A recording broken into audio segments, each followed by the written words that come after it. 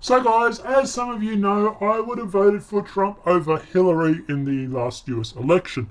However, that said, Trump is not beyond criticism and we are completely non-partial. So with that in mind, I hope people do not take offense to this video, but this has to be said. We are going to be talking about Syria, Trump, Russia, and that whole shitstorm that is going on over there. So let's break this down and hopefully my subcount won't drop too much. So the first thing that happened was the US White House has released an ominous statement about another possible Syrian chemical attack.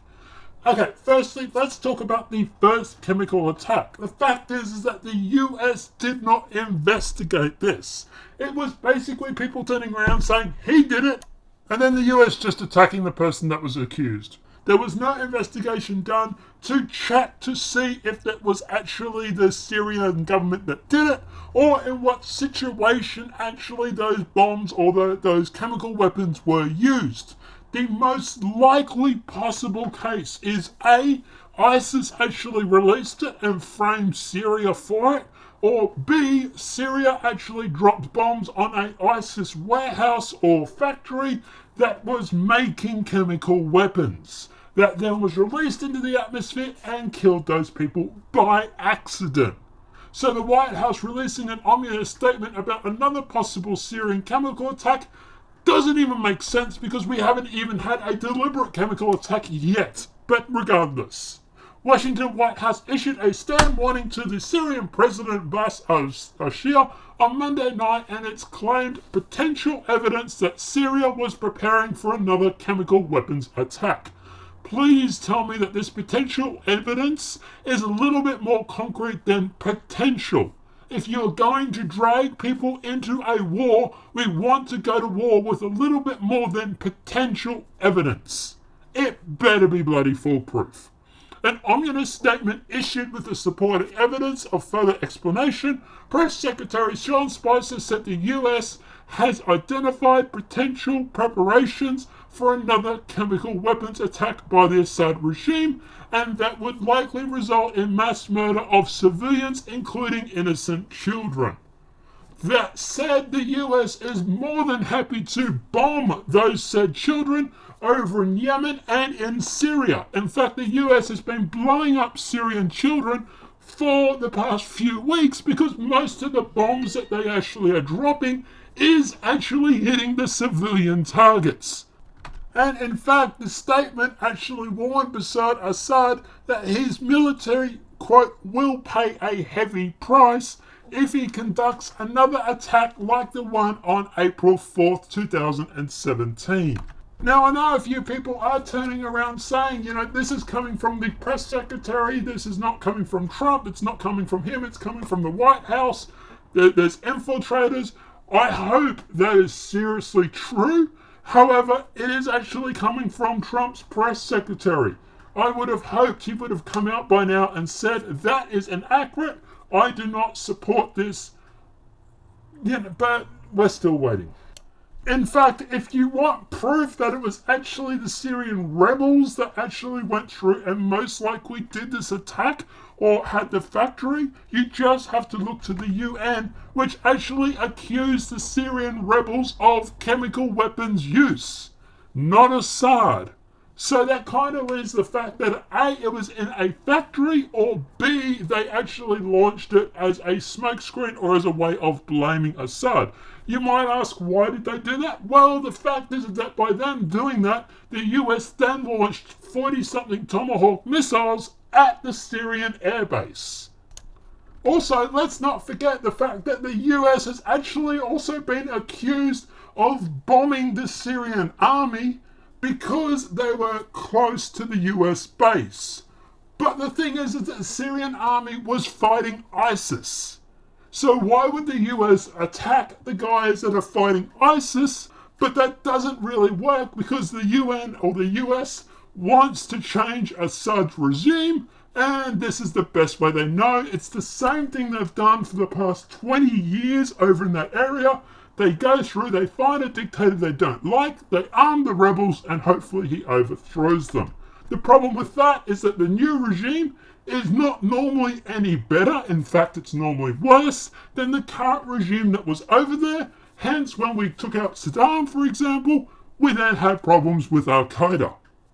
In fact, the Syrian government is actually complying with the UN Council to actually remove the chemical weapons from Syria. It said removal of chemical weapons from Syria is completed.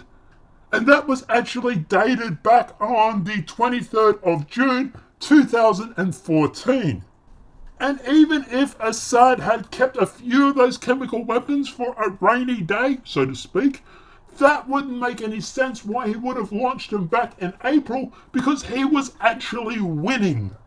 Why would you win a war and then turn around and do something that will spark an international involvement in the conflict that you're winning?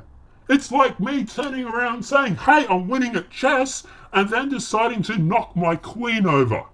And then to add further salt into the injury, you actually get Nikki Haley actually tweeting any further attack done to the people of Syria will be blamed on Assad, but also on Russia and Iran, who support him killing his own people.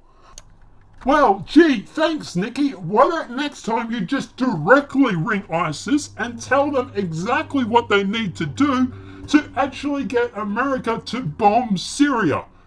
And it isn't like this information wouldn't be useful. They are getting their asses kicked by the Russian/Syrian alliance. And here you are on Twitter telling them exactly what they need to do to get the US involved. Thank you. In fact, the only beacon of light at the moment is Tulsi Gabbard, I might be mispronouncing that, who has come out and said media and establishment push for regime change but ignore consequences. This is the same Tulsi Gabbard that came in and tried to introduce a bill into the US Congress a few days ago, which was defeated, mind you. And what was the purpose of this bill, you might ask? Well, it was to stop arming terrorists. Yes, a bill or a law to stop arming terrorists was only actually backed by 13 of Congress. And that was 13 out of hundreds. Less than 2% actually agreed to this bill. But I digress. And you're probably wondering what's the point in all this? Well, Islamic terrorism would spread like a cancer throughout the Europe and into the West, then allowing the government to crack down on civil liberties, bring in a police state, and all of a sudden we are back to the movie V for Vendetta, and we all know how much fun that was for the first 2/3 of the movie. Now, of course, the other side of this is Russia, who's turning around saying that this warning is unacceptable. You also have the Australians pulling out of the area, saying they no longer feel safe in flying their jets because they do not want to get into a conflict with Russia. And of course, that's the second Air Force that's pulled out. Also, Belgium has actually pulled out as well, saying they do not want to get into a pissing contest with Russia and America. Then, of course, after all that, the US has shot down a second Iran-made armed drone over Syria in 12 days. So, in case all this isn't quite clear, let's break it down. You have the Syrian government on one side, with the Chinese, Russian, and Iran. On the other side, you have the ISIS rebels. Yes, ISIS, the bad guys who blew up 9/11. Israel, United States, and Saudi Arabia. Yes, the United States is actually helping ISIS in attacking Russia, Chinese, Syrian, and Iran. What the fuck? The only thing I can hope out of all this is that this is happening without Trump's knowledge and he is able to pull it back faster than a dog on a leash before this gets completely clustered fuck and we all glow in the fucking dark. And if you seem a little bit annoyed, it's probably because of most of the alternative media is actually backing Trump and all claiming Trump doesn't know about this. But I'm pretty sure he's had someone tell him by now, and he still hasn't done anything. So I'm going to tweet to him and tell him exactly. I'm going to tag him in this video. Hopefully, if he doesn't know, he will. Who knows, maybe he'll see it. Guys, let me know what your thoughts are in the comment section below. Do you think I'm off on this, or do you think I'm right? Do you support Trump for bombing China and Syria? And do you think this did it? Let me know what your thoughts are in the comment section below. And apart from that, I'll see you in the next video.